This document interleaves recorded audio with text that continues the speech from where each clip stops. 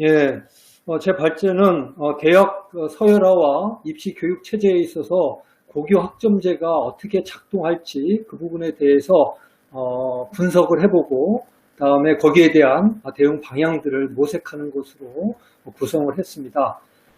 먼저 우리나라는 입시 교육 체제가 유지되어 왔고 그것으로 인해서 학교 교육이 파행을 겪어왔습니다. 그래서 우리나라는 여러 차례 입시제도 개편들이 진행이 되었는데요. 그때마다 얘기를 했었던 것이 바로 학교 교육 정상화와 사교육비 감축이었습니다. 그렇지만은 대학 서열 체제가 지속되고 입시 경쟁 교육이 유지되는 한에 있어서 교육 과정을 바꾸어서도 그리고 입시 제도를 바꾼다고 해서 고교 교육 과정이 정상화되지는 못했었던 것이죠. 다시 말하면은 대학 입시에 우리 고등학교 교육 나가서 초중등 교육 전체가 종속된 상태로 유지가 되어 왔고 그러다 보니까는 교육 과정이 파행이 불가피했었습니다. 그런데 문제는 이러한 교육 과정의 파행 정도는 학교와 개인에게 선택권을 확대하면 확대할수록 입시 과목에 집중하는 입시 몰입교육 과정으로 귀결되었다라는 거고요. 따라서 고교 학점제와 같이 학교 교과목 선택권들이 전면적으로 확대될 때 입시 몰입 교육 과정은 더욱 가속화될 것이다. 이렇게 좀 정리를 할 수가 있을 것 같고요. 이 부분들을 우리가 한번 실제 살펴보는 것으로 하겠습니다. 아까 사회자님께서 2015 교육과정과 2022 교육과정, 즉 고교학점제가 어떤 차이가 있냐라는 부분에 대한 문제제기도 해주셨는데요. 일단은 고교학점제는 즉 2022 고교학점제를 핵심으로 하는 2022 교육과정은 전면적 선택형 교육과정입니다. 공통 과목 고등학교 1학년 단계에 이수하고 나머지는 일반 선택, 진로 선택, 융합 선택을 통해 가지고 자신의 교육 과정을 만들어가는 그러한 교육 과정이다라는 것을 표방을 하고 있습니다. 그러면 2015 교육 과정도 교과목 선택권이 있지 않느냐? 예, 맞습니다. 2015 교육 과정도 교육 과정 공통 과정이 있고 일반 선택 또 진로 선택까지 주는 선택형 교육 과정이 있고요. 이 부분은 2022 고교학점제 교육과정 이것을 한 단계 질적으로 고도화시켜서 전면적인 선택형 교육과정으로 확대했다라는 면에 있어서 차이점이 있다고 할 수 있겠습니다. 사실 2015 교육과정과 2022 교육과정은 전교조가 2003년, 2004년에 반대했었던 수준별 선택형 교육과정을 표방했던 7차 교육과정의 연장선상에 있고요. 이 7차 교육과정의 가장 전형적인 형태 이것이 앞으로 도래할 2022 지금 발표하고 있는 2022 교육과정이다라는 것이죠. 그렇다면은 이 고교 학점제에서는 즉 2022 교육과정에서는 7차 그리고 2015 교육과정에서 나타났었던 여러 가지 문제점들이 확대, 심화, 재생산된다. 이렇게 예상해 볼 수 있을 것 같습니다. 2015 교육과정과 고교 학점제를 비교하면은 일단은 세 가지 면에 있어서 선택이 전면적으로 확대됐는데요. 첫 번째는 선택 과목을 체계화했고요. 특목고, 특성화 교과에서 운영되는 전문교과 과목을 진로 과목 또는 융합 과목으로 개편했다라는 것입니다. 이 부분은 앞 발제 박용진 선생님께서 설명이 있으셨습니다. 그러니까는 보통 교과로 운영되던 부분과 전문교과 1, 특목고에서 운영되는 부분들을 선택 과목으로 끌어올렸고 선택 과목을 일반, 융합, 진로 선택 이렇게 세 가지로 체계화했다라는 점입니다. 두 번째는 고교학점제는 고교 교과 영역에 구분 없이 다양한 과목을 선택하도록 폭을 확대했다라는 점입니다.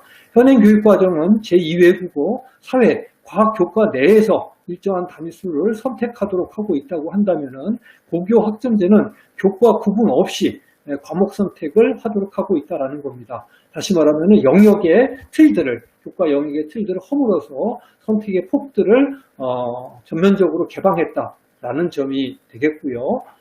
세 번째는 이 과목 선택 과목에다가 평가 제도를 결합했다라는 점입니다. 즉, 현 단계에 있어서는 성취평가제, 지금 현행 교육과정에서는 올해부터 진로 선택 과목에 한해서 A, B, C 이렇게 절대 평가로 실시를 하고 있는데요. 성취평가 고교 학점제의 경우에 있어서는 성취평가제를 일반 선택 과목까지, 일반 선택, 진로 선택, 융합 선택까지 전체적으로 확대를 하고 평가 체계와 결합했다는 점에 있어서 새로운 단계로 과목 선택을 확대했다라고 얘기할 수 있겠습니다. 그러다 보니까 결국 현행에서는 9등급 상대평가 성차 등급이 공통과목과 일반 선택 과목에 유지가 되고 있는데, 향후에는 공통과목에만 9등급 석차 등급이 유지가 되고 일반 선택, 진로 선택, 융합 선택은 성취평가제로 전환했다, 이렇게 얘기할 수 있겠습니다. 이것만 보면은 일부에서는 전교조에서 반대하는 절대평가를 또 확대한 거 아니냐, 이렇게 분석을 할 수 있는데요. 요거에 대해서는 이후에 살펴보도록 하겠습니다. 또한 현행 교육 과정에도 지금 2015 교육 과정이지만 고교 학점제 요소가 도입이 되고 있습니다. 이것은 교육부가 고교 학점제를 연착륙시키기 위해서 선도학교라는 형태로, 그리고 다양한 공동 교육과정이란 형태로 현행 교육과정 속에서도 들어오도록 용인을 하고 있고, 다 보니까는 고교 학점제 요소들이 현행 교육과정에서 들어와 있죠. 그래서 먼저 고교 학점제 연구 시범학교를 확대해서 운영하고 있습니다. 그래서 2021년에 직업계고 520개 교회에서 고교 학점제를 도입을 했고요. 연구 시범학교로 2024년까지는 일반 계고의 1680개 교를 연구 선도학교로 전환할 계획을 가지고 있다라는 점입니다. 즉 현재는 2015 교육 과정이지만은 그 요소적으로 본다면은 이미 고교 학점제 요소들을 연착륙시키기 위해서 들여오고 있다라는 거고요. 둘째는 공동 교육 과정, 공유형 학교 등을 통해서 이미 선제적으로 선택 과목의 폭을 고교 학점제 수준으로 확대하고 있다라는 점이 되겠습니다. 공동교육과정 개설 현황 교육부 자료를 본다면은 오프라인에서도 3,425과목이 개설됐고 온라인에서도 809과목이 개설됐다, 이렇게 보고가 되고 있는 상황입니다. 네, 이 얘기는 결국 현행 교육 과정에서도 이미 고교 학점제 요소가 도입이 되어 왔고, 현행 교육 과정의 문제는 고교 학점제의 문제점으로 나타날 거다라는 부분들을 암시하고 있다, 시사하고 있다라는 점입니다. 그런데 지금 2022년에서 2027년의 교육과정 운영의 파행, 이 부분은 뭐냐 하면은 아시다시피 고교 학점제는 2025년에 도입되죠. 그거에 따라서 대입제도가 2028년에 운영이 됩니다. 그러니까 결과적으로는 2028년부터 입시제도와까지 결합된 고교 학점제의 모습이 드러나는 것이고요. 내년부터 2027년까지는 2015 교육 과정에 현행 2015 교육 과정이라는 과목 선택제와 현행 입시 제도가 결합됐을 때 나타나는 파행, 이 부분들을 분석해 보겠다라는 거고요. 2028년 이후는 지금 어떻게 될 거냐? 요거에 대해서는 조금 있다가 입시 제도의 개편 방향들을 검토하면서 좀 말씀을 드리겠습니다.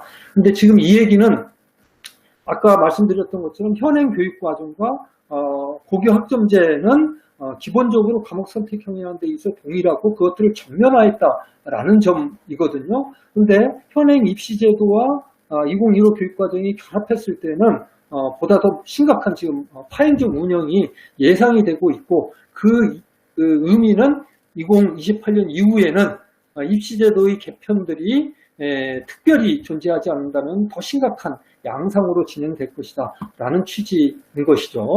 그래서 현행 입시제도와 결합한 과목 선택제는 이미 입시몰이 교육 과정으로 운영이 되고 있습니다.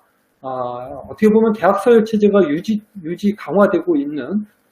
유지되고 있고 서열형 입시 제도가 유지되는 속에서는 과목 선택제가 가지는 필연적인 모습은 입시 몰입 교육 과정입니다. 현행도 일단 수시는 학생부 교과, 학생부 종합, 논술, 실기 이렇게 네 가지 표준 전형을 가지고 있고요. 정시는 수능과 실기 이렇게 두 가지 전형들로 구성이 되어 있는데요. 현재 보면은 학생부 교과가 42.4%, 3%, 학생부 종합이 24.8%, 그리고 정시가 23%로 뽑습니다. 이것만 보면은 학생부 교과가 많네 라고 얘기할 수 있겠지만은 그 밑에 중요한 거는 수도권 지역의 상위 12개 대학의 경우에 있어서는 학생부 교과는 8.1%만 뽑고 대부분이 학생부 종합으로 44.5%를 뽑고요. 정시를 31.2%를 뽑고 있습니다. 그런데 아시다시피 조국 사태 이후에 교육부는 이들 학교에 대해서 정시를 40%로 늘리라고 한 상태입니다. 그러니까는 내년부터는 정시가 40%, 그다음에 학생부 종합이 그대로 유지되는 이런 형태로 입시 제도가 진행이 될 거고요. 이거에 맞춰서 현행의 과목 선택제 교육과정은 안타깝게도 입시 몰입형 교육과정으로 변화될 수밖에 없다는 점입니다. 2022년 대입 전형은 고등학교 선생님들은 다 아시겠지만은 중학교 선생님들 위해서 같이 공감대를 가져야 되니까는 짧게만 말씀을 드린다면은 수시의 경우에 있어서는 공통 과목과 일반 선택 과목은 지금 상대평가 9등급제로 운영이 되고 있습니다. 그리고 지금 마우스에 전원이 돼서 이게 화면 이동이 좀 자유롭지 않은데요. 한번 보겠습니다. 그 다음에 진로 선택 과목의 경우는 ABC 3단계의 절대평가로 운영하고 있고요. 정시, 수능 시험은 국어, 수학, 영어, 한국사를 보고 과학탐구와 사회탐구에서 각각 두 과목을 선택하도록 되어 있습니다. 그러니까는 현재 수능 체제 하에서 학생들은 뭐만 준비하면 되냐면은 예를 들어서 문과를 가려는 학생들은 국어, 수학, 영어, 한국사, 그다음에 사탐 두 과목 이 정도만 준비하면은 나머지 학교 교과목들은 수능을 준비하는 학생들한테는 아무런 관심 대상이 되지 않을 수 있다. 교육과정 이 수능 시험 체제 자체가 입시 몰입을 몇 개 과목으로 집중할 수 있도록 이렇게 이제 교육과정이 편성이 되었다라는 거고요. 이러다 보니까 학생들의 경우 대입 전략은 수능을 준비하는 학생의 경우에는 수능 대비 학생의 경우는 수능 과목 이외의 과목은 모두 무관심 과목, 부차 과목으로 전락을 하게 됩니다. 그리고 수시로 진학하려고 하는 학생들은 3학년 1학기까지는 뭐 일단은 학교 성적이 중요하지만 3학년 2학기부터는 면접과 논술 준비로 입시 대비로 교육과정이 다 운영이 되고 있어요. 이게 이제 현재인데 그러면은 앞으로 진로 선택 과목이 증가하는 2022년부터는 어떻게 되느냐? 여기에는 ABC 3등급의 절대평가인 진로 선택 과목을 선택함으로써 아무래도 그 등급제, 9등급제가 아니다 보니까는 시험이 쉽게 나올 경우 A를 받기가 쉽게 되겠죠. 그리고 이 진로 선택 과목을 반영하지 않는 대학들이 있어요.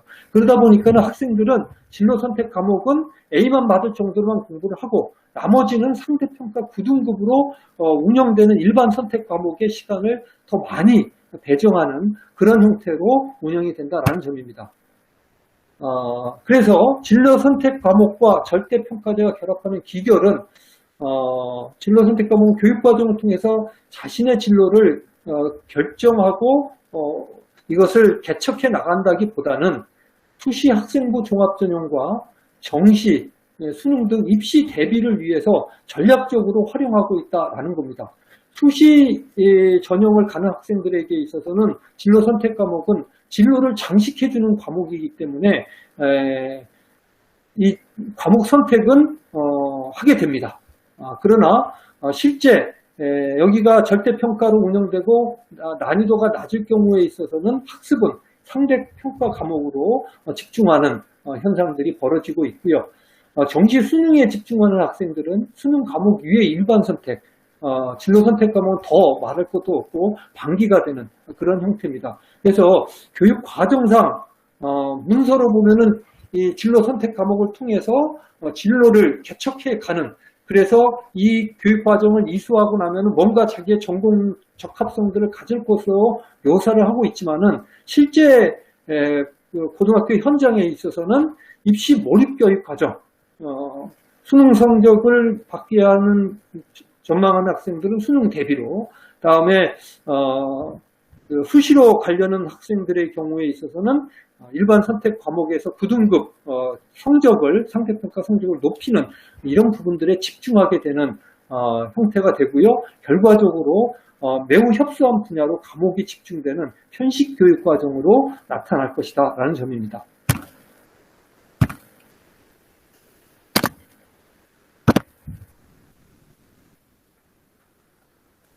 예. 그래서 두 번째는 이제 입시 경쟁 체제와 성취평가제의 미래입니다. 이 성취평가제를 집중 좀 분석을 하는 이유는 앞에서 보였던 것처럼 고교 학점제에서는 진로 선택, 일반 선택, 진로 선택, 융합 선택 모두 성취평가제로 간다는 거거든요. 그러니까는 이 성취평가제가 평가의 주요 기준이 되기 때문에 이 성취평가제가 어떻게 움직일 것인지 한번 볼 필요가 있을 것 같습니다. 고교학점제에서는 그래서 여기 성취평가 교육부가 2025학년도 성취평가 확대에 따른 성적 산출 방식 예시를 보여주고 있는데요. 거기에 보면은 원점수 과목 평균이 나오고요. 원점수가 바로 이제 예를 들어서 80점 이상 이렇게 되면은 이게 이제 A등급 이렇게 되는 건데, 이거 이외에도 성취도 수강자 수, 성취도별 학생 비율 이 부분까지 나오게 됩니다. 이 부분이 제공이 된다는 것은 단순하게 절대평가로 A, B, C, D 이것만 제공이 되는 게 아니고요. 이거에 따라 가지고 성취도 별 학생 비율까지 제공된다는 것은 사실상 상대평가를 전환할 수 있는 자료를 준다라는 얘기입니다. 그래서 원래의 절대평가제의 취지와는 달리 이 성취평가제를 바탕으로 해서 학생들 줄 세우기가 가능한 이러한 성적 산출 방식을 대학에 제공하겠다라는 거고요. 그런데 현재 이 주요 대학의 진로 선택 과목 방법을 보면은 성취도의 환산점을 반영하는 학교가 있고요. 다음에 등급별 분포를 활용하는 그런 학교가 있고, 그 다음에 정성평가를 활용하는, 제가 크게 여러 유형 중에서 세 가지 대표적인 것만 예시를 들었습니다. 이런 학교들이 있는데 이 학교들마다 지금 방식들이 다 달라요. 그 다음에 반영 과목 숫자도 학교들마다 다릅니다. 이러다 보니까는 일선 고등학교에서는 엄청나게 복잡한 전형과 혼란스러운 전형이 되고요. 이거에 대해서 학교 차원에서 학생들의 진로와 관련해서 전혀 지도를 해주기가 어려운 그런 상태로 현재 진로 선택 과목이 운영이 되고 있습니다. 아마 이게 2025 교육 과정에 있어서 고교 학점제에서 입시 제도로 나타난다고 한다면은 그야말로 너무 혼란스러운 입시 전형으로 인한 문제점들이 또 사회적으로 제기가 될 것입니다. 따라서 이 부분들을 회피하려고 하겠죠. 네, 이 성적 산출 방식 중에서 크게 이제 아까 제가 세 가지를 말씀드렸는데요. 자료를 보시면은 좀 더 이해하기가 쉽고 여기서 간단하게 넘어가도록 하겠습니다. 단순 환산 점수 반영은요, 여기 예시처럼 A는 20점, B는 15점, C는 10점 이런 식으로 준다라는 거죠. 이렇게 되면은 이 부분은 뭐 학교 내에서 A가 몇 %인가 이건 상관하지 않고 준다라는 거예요. 이렇게 되면 다수의 고교에서는 절대평가인 진로 선택 과목에서 자기 학교에 많은 학생들이 A를 받게 해주는 게 유리합니다. 그렇게 되면 시험의 난이도를 낮추는 것이 학교나 교과목 선생님들은 해야 될 거고, 또 학생들은 연세대나 이런 학교를 진학하는 학생들은 시험 진로 과목을 시험을 쉽게 출제해달라라고 요구를 하게 됩니다. 왜냐하면은 여기는 A, B, C만 그냥 단순 환산 점수로 반영을 하기 때문이죠. 이에 비해서 등급별 분포를 활용하는 학교들이 있습니다. 고려대나 서강대 방식의 경우가 있는데요. 이 경우는 아까 고려대의 경우는 앞에 있었고요. 서강대 박영진 선생님이 얘기했고 서강대의 경우에는 학생이 받은 성취도보다 낮은 성취 비율을 더하는 방식으로 성적을 산출합니다. 이게 무슨 얘기냐 하면은 예를 들어 심화국어 A를 받은 학생은 자신이 받은 성취 비율 30% 이게 A 등급이죠. 이의 2분의 1에 해당하는 15점과 그다음에 B 등급, C 등급 학생의 성적 그러면 70점 이걸 합치면 85점이 되는 그런 상황이 되는 거죠. 이 경우에서는 만약에 1등급 A 등급 비율이 10%다라고 하면은 이 학생은 95점을 받는 그런 점수가 나와요. 그러니까 서강대나 고려대를 진학하려는 학생들의 경우에 있어서는 난이도가 높아져야 돼요. 아까 연세대나 이화여대는 난이도가 낮아야지 많은 학생들이 유리한데 고려대나 서강대는 난이도가 진로 선택 과목의 난이도가 매우 높아져야지 상위권 학생들한테는 유리한 이렇게 나타나게 됩니다. 그렇게 되다 보니까는 이 경우에는 성적 부풀리기를 막기 위한 장치지만 학생들을 서열하는 방식으로 작동하고 있다라는 겁니다. 세 번째는 정성평가의 경우인데요. 이건 정량평가로 반영하지 않고 성대와 동국대의 경우에 있어서는 교과 세특과 함께 이것들을 반영하는 거죠.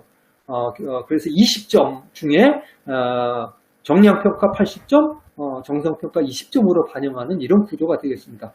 여러 선생님들 지금 들으시면은 전반적으로 매우 복잡하다라는 걸 알겠죠.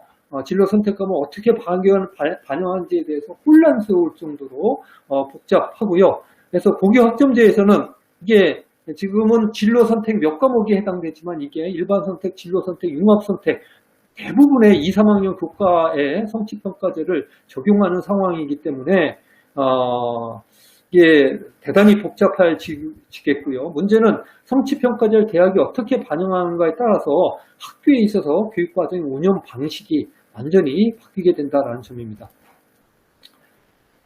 그러면은 고교 학점제 때의 대입 제도는 어떻게 될 거냐? 고교 학점제라는 학점제론자도 성취평가제의 전면화에 따라서 입시제도의 개편의 필요성을 인식을 하고 있어요.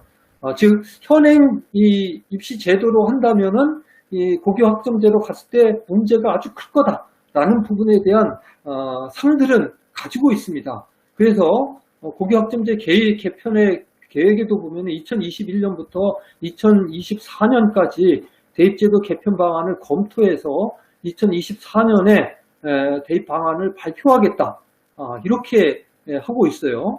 그러니까 지금은 입시 제도 없이 교육과정을 수립하고 현실화하겠다라는 건데 우리나라 현실에서 입시제도에 대한 구상 없이 교육과정을 짜서 발표한다.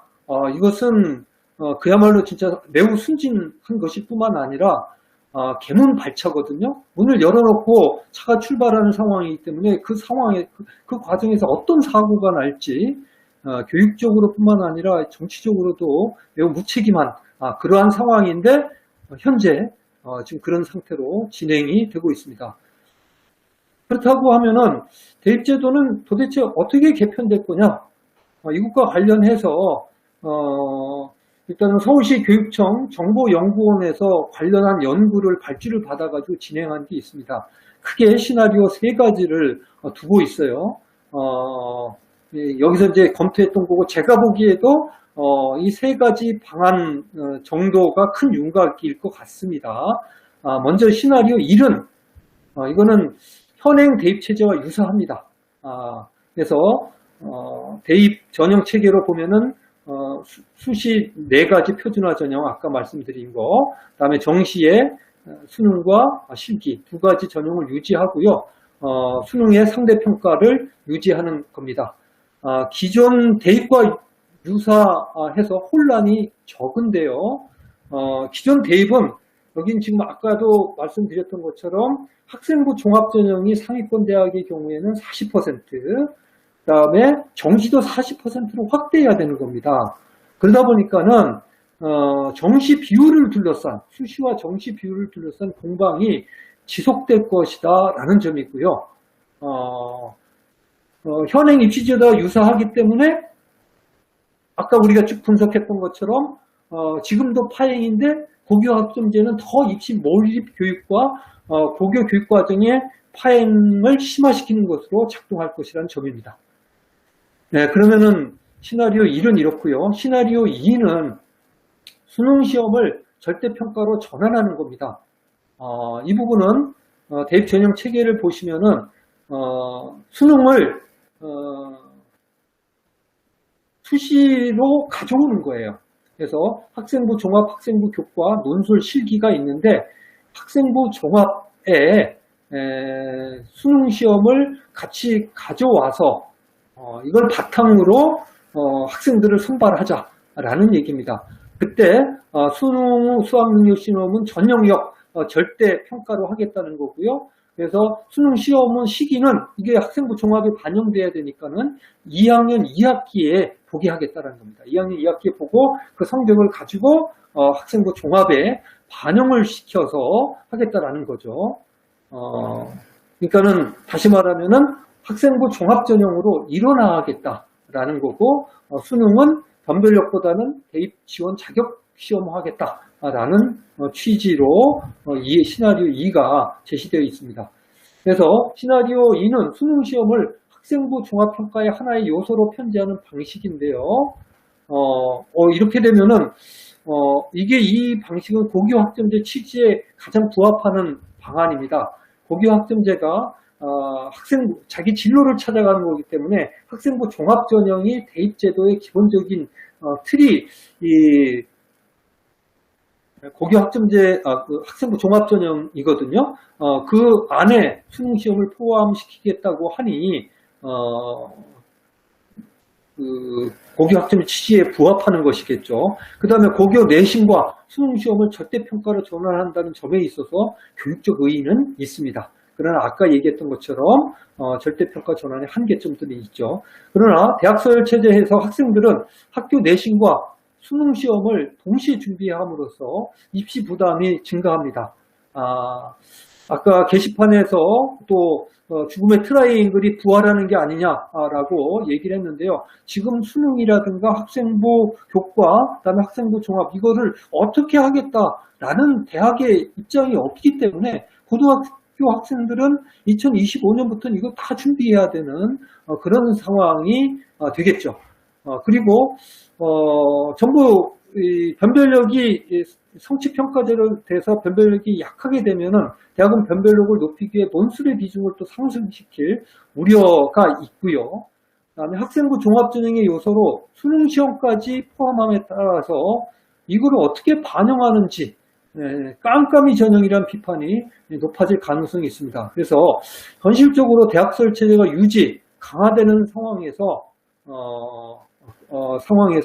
아시다시피 정시 수능을 확대해야 된다는 그런 논리가 강남과 목동, 다음에 자사고 쪽에서 있었죠.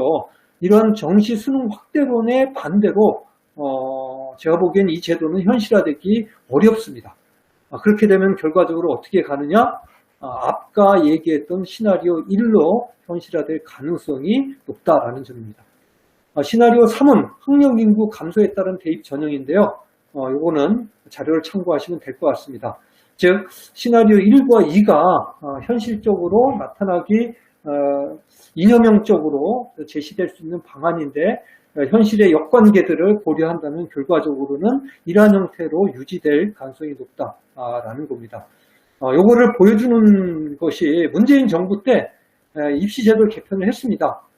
그때는 수능 절대평가로 전환하자, 확대하자 이 논의로 입시제도 개편이 시작되었는데 결과는 아시다시피 수능 정시 확대로 결과가 귀결이 되었습니다. 이 배경에는 수능 정시 확대론자들이 상당히 많은 세력들을 형성을 하고 이게 공정하다, 공정성 프레임들을 걸면서 진행이 되었다는 거고요. 이러한 양상들은 근본적인 흐름을 바꾸지 않는다면 2025년에도 지속될 가능성이 높겠다. 그렇게 되면은 결과적으로 어떻게 되냐? 수능 중심의 입시 몰입 교육. 한편으로는 왜냐하면은 수능이 뭐 40%, 그다음에 학생부 종합이 40%를 하게 되면은 학교에서는 수능 대비는 수능 중심의 입시 몰입 교육, 그다음에 학생부를 진로를 찾아간다라는 취지에 있어서 학생부 종합전형을 하는 경우에는 학생부 종합전형 문제점은 그대로 지금 나타나고 있는 문제점이 지속될 것이다라는 점이고요. 문제는 교육 과정상의 편식 과정 문제가 한층 더 증폭이 된다라는 얘기입니다. 이 선택형 교육과정과 어떻게 보면 고교 학점제와 좀 우린 대비적인 교육과정이 우리나라에서 보면 4차 교육과정, 5차 교육과정 시기입니다. 이때는 4차 교육과정과 5차 교육과정은 학력고사와 결합이 됐었는데요. 그때는 국어, 영어, 학력고사 과목이 수학, 국사, 국민윤리, 인문사회 계열의 두 과목인데 이때 이 두 과목에는 정치, 경제, 사회, 문화 전부 다 인문지리, 한국지리가 다 들어와 있던 두 과목이고요. 또 이때는 자연계열까지 한 과목을 배웠었습니다. 이와 같이 이때는 학력고사 과목도 많았고 그다음에 교육 과정도 보편적인 교육 과정이었었거든요. 그런데 2015 교육 과정과 앞으로 고교 학점제의 경우에 있어서는 지금 배우는 것처럼 사탐 과목도 오히려 세분화되어서 한국지리면 하나, 윤리면 하나 이렇게 한 두 과목만 배워도 되는, 그러다 보니까 학생들이 정치, 경제, 뭐 법, 세계사, 인문지리, 뭐 이런 세계지리 이런 부분들도 모르고 지나가는 그러한 양상들이 발생하고 있습니다. 그래서 개인과 학교의 선택권 부여가 확대될수록 입시 몰입 교육 과정으로 편제될 수밖에 없고요. 이렇게 된 것은 교육 과정 운영의 자율권을 가졌던 자사고의 경우에 있어서도 확인이 됩니다. 자사고의 경우에 있어서는 그 전에 국영수 중심의 입시 몰입 교육 과정이 됐었고요. 그다음에 지금 문제 제기가 있으면서 지금 다양한 선택 과목을 열어놓는데 이 다양한 선택 과목의 양과 질, 이 부분에 있어서도 역시 일반계 고등학교가 이런 특목을 따라잡기가 만만치 않은 그런 상황일 것 같습니다. 결국 고교 학점 제도는 입시 제도와 이게 결합되었을 때 파행적인 형태로 귀결될 것이라는 거고요. 이 문제를 해소할 수 있는 부분들은 대학서열체제 해소 및 대학 자격고사의 도입과 이것과 결합된 교육과정 개편 논의로 모아져야 될 것 같습니다. 그래서 고교교육과정의 정상화는 답이 단 하나입니다. 입시 경쟁 교육의 해소를 통해서만 가능한 거고요. 입시 경쟁 교육은 대학서열체제 폐지와 대입 자격고사 도입을 통해서 현실화될 수 있거든요. 그래서 그런데 이 대입 자격고사에 적합한 교육과정이 뭐냐? 과목 선택형이냐? 선택형 교육과정이 아닌 보편적 교육과정이냐라고 했을 때 바로 대입 자격고사로 적합한 이런 교육과정은 보편적 교육과정입니다. 왜냐하면 대입 자격고사는 학생들이 대학 교육을 이수할 수 있는 걸 확인하는 시험이므로 심화된 전공 능력보다는 넓고 탄탄한 보편적 지식과 사고 능력을 요청하고 있기 때문에 그렇고요. 또한 대학에서 다양한 전공을 공부할 수 있는 능력을 갖춘다는 점에서 전이력이 높은 기본 과목을 중심으로 교육과정을 편성하는 것이 교육학적으로 타당하기 때문에 그렇습니다. 실제로 대학 진학에 대입 자격고사를 채택하고 있는 독일과 프랑스의 경우에도 필수 과정의 비율이 82%, 84%에 해당이 됩니다. 다시 말하면 우리가 대입 자격고사로 이행하기 위해서도 보편 교육 과정의 틀들을 유지하는 것들이 필요하다라는 점이고요. 두 번째로 대학 교육 과정과 계통적인 연관성들을 고려한다고 하더라도 우리가 상식적으로 중등 고등학교에서 기본 과목을 학습하고 대학 1학년에서 심화된 교양 과목을 이수하고 이걸 바탕으로 대학 2학년 이후에 전공 과정을 지금 이수하도록 되어 있거든요. 그런데 지금 고교 학점제의 경우에는 이 중등학교의 전공 수준의 진로 과목을 하자는 거예요. 뭔가 지금 맞지가 않습니다. 더더군다나 지금 우리나라의 경우에 대학과 전문대학을 합친 경우에는 89%까지 대학 고등교육을 진학하고 있어요. 이 얘기는 뭐냐면은 대학이 보편화된 상황이고 대학 1학년 과정이 교양 과정인데 그렇다고 한다면은 고등학교 과정에서는 진로 선택 과목이 아니라 기본 교과목들을 체계적으로 익히는 게 필요하다라는 점이고요. 세 번째로 대학 서열 체제를 해소하는 방안이 우리가 대학 통합 네트워크인데 이 대학 통합 네트워크의 경우에는 오히려 대학 1학년을 교양과정 1년으로 명확히 하고 있고 이 교양과정 점수를 바탕으로 해서 이 전공을 선택하도록 즉 전공 선택 시점을 대학교 1학년까지 늦추는 것으로 되어 있습니다. 이 부분은 대학 교수들과 전교조 그리고 또 진보적 교육학자들이 함께 모여서 만들었던 대학 통합 네트워크의 방안이 대학 1학년까지는 교양 과정으로 가고 그 교양 과정의 성적을 일부 고려를 해서 전공으로 가는 것을 2학년 과정으로 설정하도록 하고 있거든요. 이런 취지에 비추어봐도 이 고교 학점제와 대학 통합 네트워크는 좀 부정하고 있다라는 점입니다. 좀 시간이 좀 꽤 오버된 것 같은데요. 일단은 정리를 하면은 현행 고교 학점제는 입시 제도가 없이 출발하고 있습니다. 이것 자체도 잘못되었고요. 다음에 입시 제도는 현행 교육 과정 형태를 벗어나기가 어렵습니다. 그렇다고 한다면은 지금에 있어서의 파행들이 훨씬 더 심각한 파행으로 2025년 이후에 나타날 것이다 라는 부분들이 일단은 분석에 기초한 좀 합리적 예상이 아닐까, 예상이다 이렇게 말씀드리는 것으로 발제를 마치겠습니다.